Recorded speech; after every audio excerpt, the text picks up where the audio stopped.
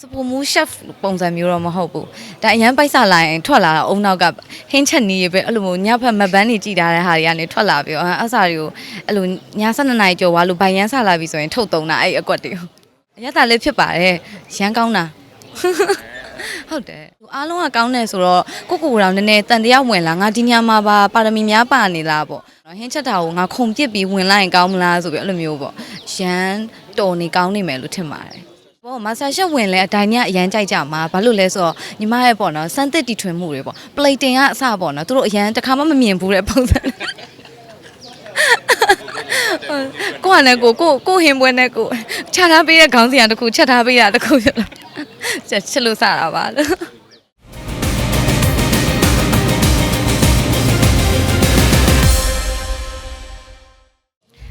ဟုတ်ကဲ့ပါဒီတိုဖူးလေးရဲ့ချစ်ကြပြဆိုတာကြောင့်ပေါ့နော်ရမုံတို့ဒါမြင်နေကြမဟုတ်တဲ့အစားတောက်ပေါ့နော်အစားတောက်နဲ့ပတ်သက်ပြီးတော့အခြေခံထားတဲ့left drama လေးဖတ်သွားပါတယ်ရမုံတို့ဒီဘယ်လိုခေါ်မလဲတိုဖူးကိုပေါ့နော်ဒီရှမ်းပြည်နယ်ကရှမ်းရွာတိုဖူးကိုဘယ်လိုလုပ်လဲအဲ့ပေါ်မှာအခြေခံပြီးတော့ရမုံတို့ကဒီ drama ပေါ့နော်အချစ်ဆက်အိမ်လေးတိစောက်ထားတာဆိုတော့ပရိသတ်ကြီးအတွက်လည်းအမြင်ဆန်းပြီးတော့သဘောကျမဲ့ပုံစံမျိုးလေးလည်းဖြစ်မယ်လို့ရမုံကတော့ထင်ပါတယ်ရှင်ဟုတ်ရမုံရဲ့ character ကတော့ဒီထဲမှာရမုံကဘယ်လိုခေါ်မလဲဒီတိုဟိုးလောက်ရတာအရန်ချိုက်ပြီးတော့တကယ်ကိုယူသားရဲပေါ့နော်ဒီရှမ်းပြည်နယ်ဘက်ကကောင်မလေးပုံစံမျိုးရမုံကတရုပ်ဆောင်အောင်ပါဟုတ်ဟုတ်ကဲ့ဟုတ်အဲ့လိုတိုဖူးလည်းတကယ်လောက်ရမယ်ပြီးရင်ဒီလိုဘယ်လိုခေါ်မလဲတိုဖူးလောက်တဲ့ခါမှာလိုအပ်တဲ့အရာတွေပေါ့နော်အဲ့ဒါတွေအကုန်လုံးလည်းအဲ့လိုမျိုးတေးချာလေးလာပြီးတော့အဲ့လိုမျိုးရမုံတို့အားလုံးအတူတူချပြသွားဖို့ရှိပါတယ်ဟုတ်ဒီမှာကျတော့ကိုကြီးနဲ့ကညီမလေးနဲ့ကဒါပေါ့နော်ဘယ်လိုခေါ်မလဲကိုကြီးကဒီနိုင်ငံမဟုတ်ပါဘူးအဲ့လိုရန်ကုန်ကနေပေါ့နော်သူကမြို့သားပေါ့ရမုံတို့ကကျတော့ဒီဘက်ရှမ်းပြည်နယ်မှာပေါ့နော်နေတာပြီးတော့ကိုကသူကအသားငယ်ဆုံးပေါ့သူရောက်လာတဲ့ချိန်မှာဒီဘယ်လိုခေါ်မလဲဒီတိုဖိုးလုပ်ငန်းလေးကိုအတူတူ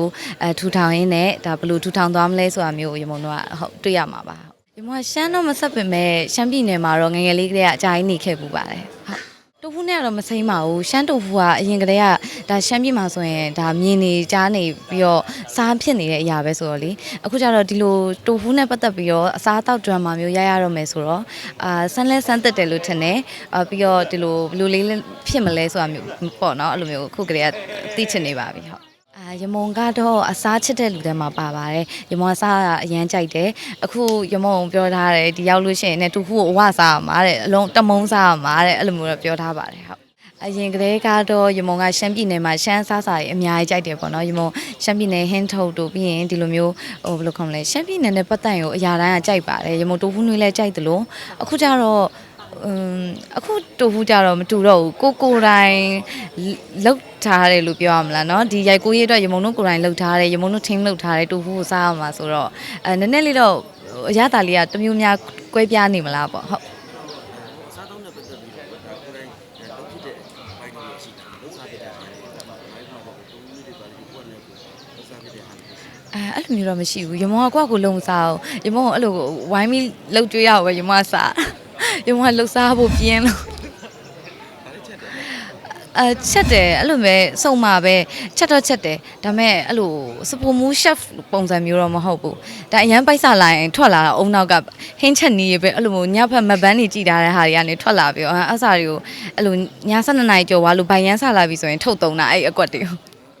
မရှိပါဘူးညီမကအဲ့လိုတွေးရင်တွေးရတဲ့အတိုင်းထွက်ပါတယ်ဥမာမှုကစုံဆိုလို့ရှိရင်လည်းမှုကစုံလို့ဖြစ်ပါတယ်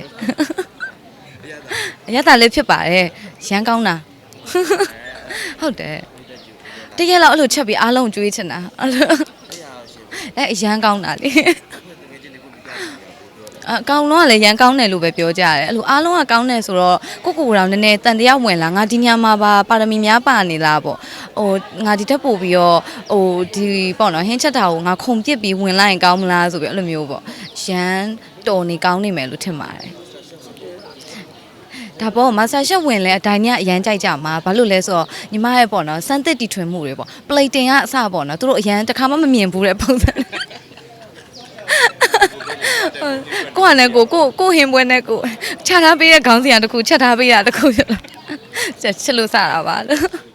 အော်ရမောကကြတော့အဲ့လိုညဘက်စားရင်ပေါ့နော်အဲ့လိုပြိသက်တွေကိုအားနာတာပေါ့ဒီအချိန်မှာကိုစားလိုက်လို့ကိုယ့်ရဲ့ပြိသက်တွေကအဲ့လိုညဘိုက်စားသွားမှာဆိုတော့လေအားကြောင့်ကိုယ့်ဟာကိုယ်ပဲကြိတ်စားဖြစ်တယ်တယောက်တည်းကြိတ်ပြီးခံစားနေရပါပကံနဲ့ စားတော့မဝရတယ်ဒီပါလားဒါဖျားပြည့်တယ်ခံတယ် အော်မဟုတ်ဘူးရမောကစားတဲ့လောက်ကိုဝါတဲ့ထဲမှာပါတယ်ရမောကနည်းနည်းလောက်စားရတယ်ကိုစားတဲ့လောက်ကိုတတ်တဲ့သူဆိုတော့အစားတောက်ကိုတော့တော်တော်လေးကိုထိန်းချောရတဲ့ထဲမှာပါတယ်အဲ့ဒါလည်းမထိန်းပါဘူးအဲ့လိုမျိုးမထိန်းဖြစ်ပါဘူးအဲ့လိုမျိုးပါပဲဟုတ်ကြိုက်တာတော့များပါတယ်ဟုတ်အပွားတော့ကွာကိုချက်စားလို့မရဘူးလေကိုဟုတ် ဘယ်လိုဆိုင်လဲနေတိုဟူးဆိုင်ဖွင့်မှာအခါကျရင်လာပြီးအားပေးကြနော်ဟုတ်ဒီတိုဟူးလေးရဲ့ချစ်ကဗျာထွက်တဲ့အခါကျလို့ရှိရင်ညီမတို့တိုဟူးအဲ့လိုမျိုးအားတွေတင်လာမှာဆိုတော့လေအားတွေညီမအကုန်လုံးပြန်ပြီးတော့ sharing လုပ်ပြီးတော့မှာညီမကတော့အခုကလေးကပေါ့နော်ကြိုပြီးတော့လေ့လာထားပါတယ်ညီမဘယ်လိုခေါ်မလဲ YouTube မှာဒီလိုလုပ်တဲ့နည်းလေးတွေရှိရဲဆိုတော့လေဒါလေးနဲ့ပတ်သက်ပြီးတော့ရမုံကြည့်ထားတယ်ရမုံလေ့လာထားတယ်တကယ်ရိုက်တဲ့အခါကျရင်လည်းတကယ်ကိုရမုံရဲ့စူးစမ်းမှုတွေအကုန်လုံးရမုံထည့်ပြီးအာသွန်ခစားနဲ့ရိုက်ကူးသွားမှာပါโอเคပါပရိသတ်ကြီးဒါရမုံရဲ့ပေါ့နော်နောက်ထပ် series လေးတစ်ခုဖြစ်တဲ့တိုဖူးလေးရဲ့ချစ်ကပြာဆိုတဲ့ဇလန်တွဲရမုံတို့အခုကတော့ဘေးပွဲကိုရောက်ရှိနေရပါဒီဇလန်တွဲလေးထွက်လာလို့ရှိရင်လည်းအားလုံးပဲချစ်ပေးကြပြီးတော့အားပေးကြဖို့ရမုံမျှော်လင့်ပါတယ်တခြားနဲ့မတူတဲ့ပေါ့နော်အစားအသောက်နဲ့ပတ်သက်တဲ့ဒီ food drama လေးဖြစ်တဲ့အတွက်ကြောင့်အားလုံးလည်းသဘောကျလိမ့်မယ်လို့မျှော်လင့်ပါတယ်ရှင်